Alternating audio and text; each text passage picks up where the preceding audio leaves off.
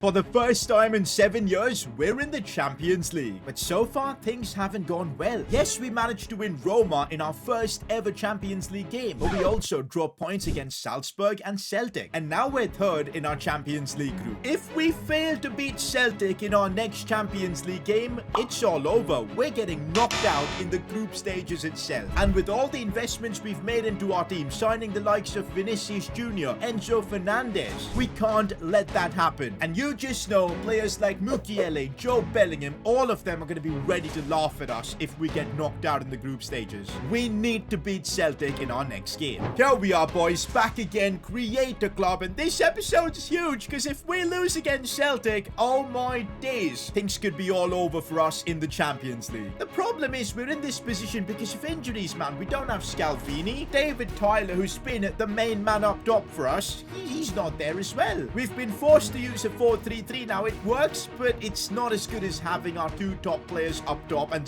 Vini at the back. But hey, we cannot be making excuses. The truth is, as long as we win our next Champions League game, we should be fine.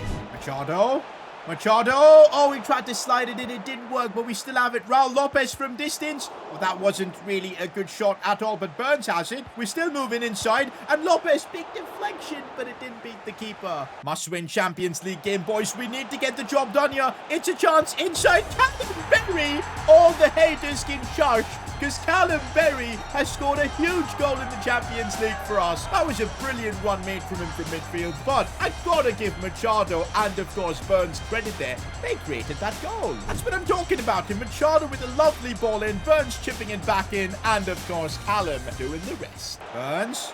Once again, looking for a cross. Vinicius Jr. Oh, that's perfect. Darren Burns, the assist king, as Vinicius gets himself another goal in the Champions League. Looking for Vinicius. Look at Balde make that run. How quick is he? But we're just going to keep going with Vinicius here. Opening up space. Nope. Beautiful, but the keeper read it. One more goal and I think this game's done. Uh-oh, Celtic with a chance and we concede now. And we're going to have some nervy moments towards the end. Ibsen Rossi goes sliding in. McGinty saves the day. Oh boy, we can't concede now. These lot are still on us. Rivera couldn't stop them. McGinty saving us at the end. Okay, Celtic have got their goalkeeper up as well. What's happening? McGinty catches us. 3 chances for Celtic towards the end. We just about survived. And the job is done, boys. Yes, we get the win against Celtic, and we needed this. And that actually puts us top of our Champions League group, but the job is not done yet. It's still going to be tricky to get out of this group. Honestly, guys, that Champions League result was such a relief. I really thought because of the injuries we've got to Vini and David Tyler that we were going to be in trouble in the Champions League, but the rest of the team really delivered. I mean, look at everyone's stats. Vinicius is actually our top scorer. Who would have thought? I thought he was not playing all that well. Turns out he's absolutely balling out. Honestly, it was that poker performance against Arsenal that just changed his fortunes. He's now become one of the best players in the world. Take a look at that poker. Ibsen Rossi looking for Vinicius Jr. and finally we're seeing Vinicius Jr. do what he does best. Callum Berry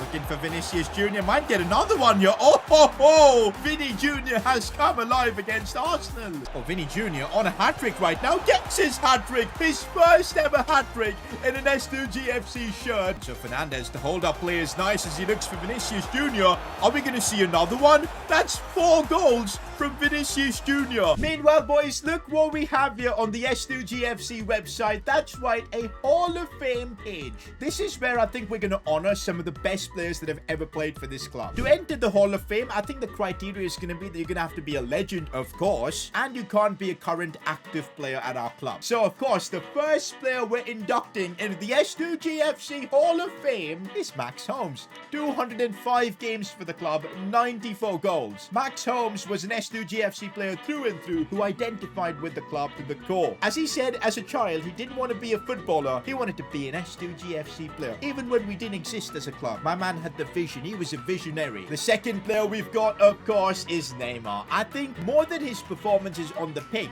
it was what it meant to the club. For us to be able to bring in a player like Neymar, it was something special, and he helped us win our first ever FA Cup. Let me know which player you think we should be adding here onto the Hall of Fame. This is so freaking cool. You bet I'm making a space for Callum Berry and David Tyler very, very soon here. And while you're checking out the Hall of Fame page, why not get yourself an S2 S2GFC kit. It's the perfect time to do so to represent the club. And trust me, this limited edition kit, it looks so freaking good.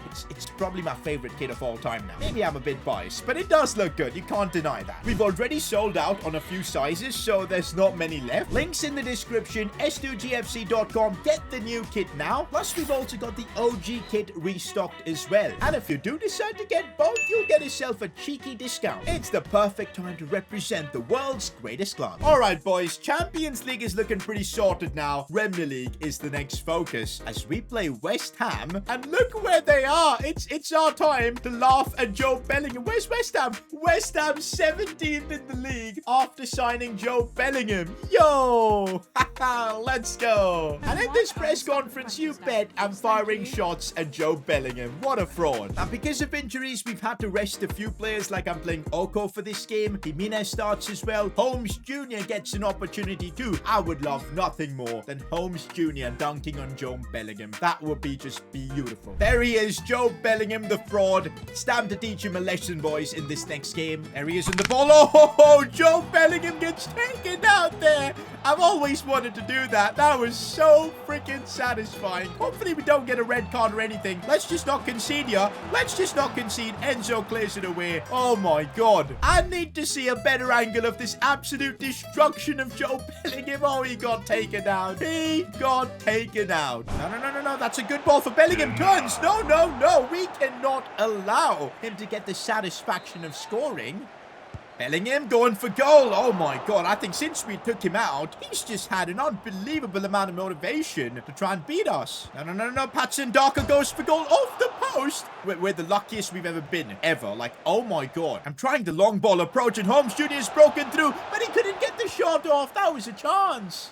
Joe Bellingham turning and trying to shoot. He's trying to do everything for West Ham. I gotta say, there isn't much I can hate about Joe Bellingham today. He's had a wonderful performance. It's just that his team, they're just not up to it. We've got a chance here with Holmes Jr. to do something as he looks for the pass for Vinicius. Not good enough. Raul Lopez. Finesse shot. Tried to curl it in. Didn't work. Oh, lovely ball for Holmes Jr. Oh, he's beating the keeper. Tough angle. What's he done there, Holmesy? And that's how the game ends. West Ham managed to hold us to a draw, and I think the only reason this was possible was Joe Bellingham. Fair play. Our arch rival tried everything to ruin our day, and he kind of did, but ultimately Joe Bellingham is still taking L's. His team is going to get relegated. I end up meeting Joe Bellingham in the dressing room. Hey, what's up, Joe? Good game, and I wish you the very best in your relegation battle. As expected of you, trying to kick me down when I'm in a bad moment. The team I'm playing in is terrible. That's the only reason we're not doing well. I mean, you could have stayed with us and created history, but you decided to chicken out and leave. You know what, Sid? This January, I'll show you. I'm gonna ruin your career. I can't help but wonder, what does Joe Bellingham mean by ruining my career? I guess we'll find out later, but so far, we're in a great spot, top of the Premier League. And we keep the run going by picking up a solid win against Brighton. It's now time to turn our attentions to the Champions League, where we're playing Roma. We gotta win this game, and if we do, I think we're gonna top our group. Don't know why, but against Roma's crazy 3-4-3 formation, I kind of want to go 4-4-2. I just feel like it'll be brilliant on the breakaway. Brilliant! I was completely wrong as we concede a penalty. Tammy Abraham to take this, but McGinty saves. Yes, guys, we now get a penalty and a chance to take the lead. It's going to be Machado to take this one. He's great at pens. Can he score? Yes, he can. Machado, of course, scoring a penalty, and you know the celebration that's coming. It's the Ronaldo celebration. Let's go. This is where Enzo Fernandez comes up clutch. Starting attacks like that as he looks for Vinicius Jr. Still Vinicius. Looking now for Dara Burns on his left foot. Bang! Simple goal. We're leading 2-0. Maybe it's time for a Machado special. Who knows? Free kick. Tough angle. Machado's going for it. Oh my god, he almost scored and hit the post twice. Anyways, we still get the win, and that should most likely get us qualified for the round of 16. Would you look at that, boys? 10 points after 5 games. Because I think of our goal difference and goal record with the other teams, I think we've basically secured top spot in this group. Yup, I think it's done. And so we're now turning our attentions to the Premier League. We pick up a cheeky win against Fulham, and that was an important win because our next game is at the Etihad Stadium. That is right. It's an early title decider. I mean, I don't think it is going to decide the title, but if we win this game psychologically, we're going to have a big advantage. 4 points over City at this stage of the season. Oh boy, we're unbeaten, and I intend to keep it that way. Ooh, Tyler is back from his injury. He should be fully fit in 3 days. Let's go. no! But against Man City, I still can't risk Tyler. I don't want to. I'm genuinely thinking, again, we should stick to the 4-4-2. I'll tell you why. The kind of team City is, they're gonna keep the ball for days. We can't beat them at keeping the ball. It makes no sense for us to then play a, possession-based style. We need to be playing on the breakaway, and there's no better formation than this. Raul Lopez is a bit unfit, so we're gonna play Callum Berry in there, make him captain as well. Huge game in the Premier League. Before we get into one of our biggest games of the season, I need you all to drop a like in the video and subscribe as well. There's one player on the pitch that wants to get revenge against me more than anyone else. That's Nordi Mukiel. We can't let that happen. Of course, Man City on the front foot here, and this is certainly a problem. We've got Ibsen Rossi, but he got completely done there. McGinty once again making the crucial saves. Oh, chance for Gravenberch. We're holding him off. Dara Burns doing some defensive work. Oh, no, Berry has been exposed there, and McGinty saving us yet again. Uh-oh, Haaland with a chance, and no! Man City take the lead. They always do this. They've just got an unbelievable team. Losing this game throws away all the advantage we've had and the momentum. We need to show the world, though this season is ours, we need to beat City. Dara Burns looking for Berry. He's up against Mukiele, and he spins him. Oh, my days. Callum Berry is done. Mukiele right there, but the cross was not good enough. Oh, Machado off the crossbar, but he was offside. Dara Burns running straight at Mukiele. What are his options? Looking for Machado. Goes for goal. Scores. Offside again? No. Nope. We could concede again. McGinty keeps us alive. We're just no match for Man City in this game. We can't do anything. Phil Foden shoots and McGinty saves, and we're just hanging on. Lovely ball for Callum Berry. This could be our chance. Crossing for Machado. The header is above the crossbar. That was the chance. Literally, we've got 1 minute left in this game, and that probably means like one attack to do something. It's Patterson making the run down the wing. He needs support, but there literally isn't any support. Finally, Berry comes forward. Berry stops it. Looks now for Jimenez, who gets the ball in a good spot. Cut back inside. It's a chance for Holmes. Can he score? Holmes Jr. somehow gets lucky in the 90th minute. Gets the equalizer. You cannot write this stuff. The son of Max Holmes has just scored a goal to keep us top of the Premier League. This could be one of the most iconic moments in the series. Look at the luck involved. It's Jimenez assisting Holmes Jr. So freaking lucky. But ultimately in football, you need a bit of luck, and Holmes Jr. got plenty of that. What a moment. That was the last kick of the game, and I think one of the most important goals in the club's history. We now still remain Premier League leaders. With the momentum now with us, we're winning more games in the Prem. Would you look at that? Still unbeaten in the Premier League after 15 games, 37 points as well. We could maybe go invincible now. It's too early to say stuff like that. Meanwhile, we've just wrapped up our final Champions League game. Only could get a draw from this. And there you go. With that, we've topped our Champions League group. I'm super excited for the draw. We could end up facing Real Madrid. Okay, I'm not excited about that. Maybe a return to facing Takefusa Kubo. I remember all his interviews and everything against us. We might get a chance to get revenge. Lazio is an option as well. PSV, West Ham. No way. Joe Bellingham and co are in here as well. The frauds. Oh my days. Atletico Madrid could be an option. Benfica as well. And RB Leipzig. This is going to be interesting. In other news, nominees for the Ballon d'Or have been announced, and sadly, there is no Vinicius Jr. And the fact that he's one of the world's best players, this really affected him. Hey, Vini, I know you're feeling down about the Ballon d'Or rankings, but let me tell you this. If it was up to me, you'd be getting the Ballon d'Or. Thanks, boss. It does mean a lot, but I'm confident I'll win it next year. I know I'm the best. The truth is, Vini, if we can win the Premier League and the Champions League, they will give it to you no matter what. So let's get it done together. Back with some more Premier League action as we pick up a couple of important wins. Bro, just look at the gap in the Premier League. Man City have rumbled ever since we got that 90th minute equalizer against them. It is a 7-point lead that we've now got over them. That is crazy. But to keep that 7-point lead is not going to be that easy, because we've got a couple of tough games coming up. First one is Man United. The good news for us is that David Tyler has recovered completely from his injury. He should be available. The same with Scalvini, but I think I'm not going to risk him in the next game because he's still working on his fitness. I think against Spurs would be the perfect time to play Scalvini. For this one, I'm going to have Rivera play, who, by the way, I think deserves deserves a lot of credit. Not many people just know how big of a job he's done, replacing, of course, Vini for like first half of the season, so fair play. But let's now focus on beating Manchester United. Tyler going for goal. Oh, he almost just scored on his return. Sancho, no, mistake. McGinty with the save, clear it away. Oh my god, once again I was about to do a Mukiele and concede an own goal. McGinty saved the day. Guys, honestly, I know everybody has been scoring in our attack in this episode, but for me, the saves McGinty's been making, absolutely crucial. Moise Kean. Manchester United not even in the title race, but they could end up impacting it with goals like that. Fair enough, gotta get back into it. I'm kind of regretting my tactical decision of going with the 4-4-2 against Man United. They don't like keeping possession. They want to hit us in the break. We should have tried to play the possession game and just broke them down slowly.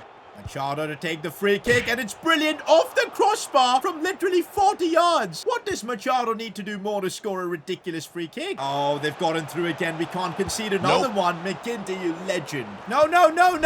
It's 2-0 Man United. How do we end up getting a solid draw against City to now completely crumbling against United? No. Oh, David Tyler's broken through. If there was ever a chance we needed a goal back, this was it. And Tyler does exactly that. First off, we get a goal back, and there is a bit of hope. Oh, Tyler once again, he's back in business, and oh, Tyler off the post. I thought that was going to be 2-all. This is what Rivera's really good with, driving the ball up top, and here's Machado, simple passing. Enzo, how did he not score that? Tyler. Out wide for Vinicius Jr. Chipping it at the back post. Bruh. No, Patterson. That should have been a goal. This is bad. No. All our effort completely gone. We deserve to get something out of this. And we actually take an L to Manchester United. And looks like that Man United result has had a bad effect on the team because we end up dropping more points. The advantage we had, boys, completely gone. It's just 2 points now between us and City. And guess what? Our next game is against Spurs. We lose, they're going to be in this title fight as well. This game against Spurs is going to be a huge test for us. We end up bottling this and we open a can of worms, let's say, where Spurs are back in the race and once again City will be top of the league. Can't allow that. I won't lie, it's been a while since we've seen a bit of Machado magic as he looks for Vinicius here. Oh, the trickery there was class. Goes for goal. What a save. You find ourselves with another opportunity. Enzo Fernandez, cleverly done to find Vinicius, who is driving the ball forward, looking for Tyler. Ah, that was bad. Oh no, why does Raheem Sterling have that much space? He's released the ball for Jonathan David. No! Spurs take the lead. This is the worst possible thing that could happen. And that is actually how this game ends. We're completely bottling everything. Thankfully, we managed to win our next game against Newcastle, but I'm afraid to even look at the Prem table. We're still top of the league, and I think City have also bottled it a bit. 3 points advantage halfway through the season. Oh my god. We're still in a great position to win the Premier League title, but reports are coming in that Manchester City have broken the bank. They've just spent 150 million on 2 world-class players. Who could these players be, and are they going to affect the title race and end up ruining our chances of winning the Premier League? Well, we'll find out in the next episode.